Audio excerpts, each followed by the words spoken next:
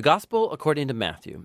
In the first video, we saw how Matthew introduced Jesus as the Messiah from the line of David, and as a new authoritative teacher like Moses, and also as Emmanuel, which in Hebrew means God with us. After Jesus announced and taught about the arrival of God's kingdom, and after he brought the kingdom into day-to-day life among the people of Israel, we saw that Jesus was accepted by many, but rejected by others, especially Israel's religious leaders, the Pharisees. And so the big question is, how is this conflict between Jesus and Israel's leaders going to play itself out? The next large section, chapters 14 through 20, explore all the different expectations people have about the Messiah. So Jesus keeps healing sick people, and twice he even miraculously provides food for these huge crowds in the desert. One's made up of Jewish people, and the other is a non-Jewish crowd. And this sign, it's very similar to what Moses did for Israel in the wilderness. And so all these people are excited about Jesus. They think he's the great prophet and the Messiah, but not the religious leaders. Their view of the Messiah is built on passages like Psalm 2 or Daniel chapter 2 about a victorious Messiah who's going to deliver Israel and defeat the pagan oppressors. And from their point of view, Jesus, he's a false teacher. He's making blasphemous claims about himself. And so there are stories here about them increasing their opposition, hatching a plan to kill him. And so in response, Jesus, he withdraws, and he begins teaching his closest disciples what it means for him to be Israel's Messiah, because it is not what anybody expects. So Jesus asks his disciples, chapter 16, he says, "Who do you all say that I am?" And Peter comes up with the right answer, it seems. He says, "Well, you're the Messiah. You're the Son of the living God." But then it becomes clear that Peter's thinking about a king who's going to reign victoriously through military power. And Jesus challenges Peter, saying that, yes, I am going to become king, but through a different way. And so Jesus starts to teach on themes from the prophet Isaiah, who said that the Messianic king would suffer and die for the sins of his own people. And so Jesus, he was positioning himself as a Messianic king who reigns by becoming a servant, and who would lay down his life for Israel and the nations. Well, Peter and the disciples, they mostly just don't get it. And so Jesus enters into the fourth block of teaching, followed by a series of teachings after that. And these are all about the upside-down nature of Jesus' messianic kingdom, which turns upside down all of our value systems. So in the community of the servant king, you gain honor by serving others. And instead of getting revenge, you forgive and do good to your enemies. And in Jesus' kingdom, you gain true wealth by giving your wealth away to the poor. To follow the servant Messiah, you must become a servant yourself.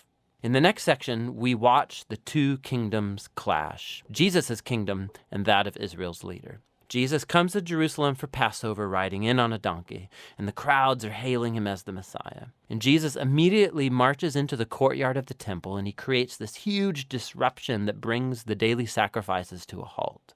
His actions speak louder than words here.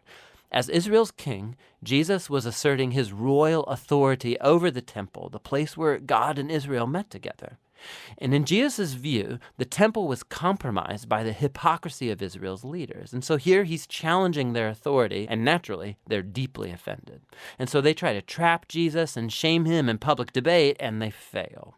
So they end up just determining to have him killed. In response, Jesus delivers his final block of teaching. He first offers this passionate critique of the Pharisees and their hypocrisy, and then he weeps over Jerusalem and its rejection of God and his kingdom. Then Jesus withdraws with the disciples, and he starts telling them what's going to happen. He's going to be executed by these leaders, but in doing so, they're going to create their own demise, because instead of accepting Jesus' way of the peaceful kingdom, they're going to take the road of revolt against Rome, and so Jerusalem and its temple are going to be destroyed. But, Jesus says, that is not the end of the story. He's going to be vindicated after his death by his resurrection. And one day, he'll return and set up his kingdom over all nations. And so in the meanwhile, the disciples need to stay alert and stay committed to just announcing Jesus and his kingdom and spreading the good news. And so with all of that ringing in the disciples' ears, the story comes to its climax. That night, Jesus takes the disciples aside and he celebrates a Passover meal with them. The Passover retells the story of Israel's rescue from slavery through the death of the Passover lamb. And then Jesus takes the bread and the wine from this meal as new symbols, showing that his coming death would be a sacrifice that would redeem his people from slavery to sin and evil.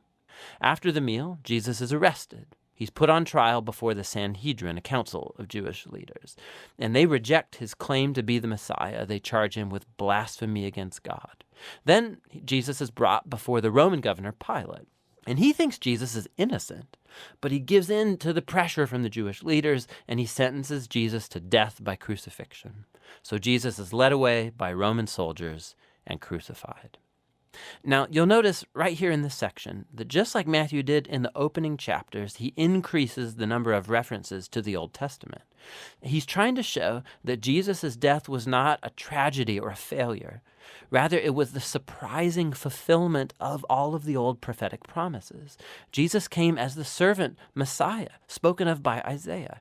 He was rejected by his own people, but instead of judging them, he is judged on their behalf, bearing the consequences of their sin. So the crucifixion scene, it comes to a close, and Jesus' body is placed in a tomb. But the book ends with a surprising twist, the last chapter. The disciples, they discover on Sunday morning that Jesus' tomb is empty. And then all of a sudden people start seeing Jesus alive from the dead. And the book concludes with the risen Jesus giving a final teaching called the Great Commission. Jesus says that he is now the true king of the world. And so he sends his disciples out to all nations with the good news that Jesus is Lord and that anyone can join his kingdom by being baptized and by following his teachings. And echoing all the way back to his name, Emmanuel, God with us, from chapter 1, Jesus' last words in the book to his disciples are, "I will be with you." It's a promise of Jesus' presence until the day he finally returns. And that's the gospel according to Matthew.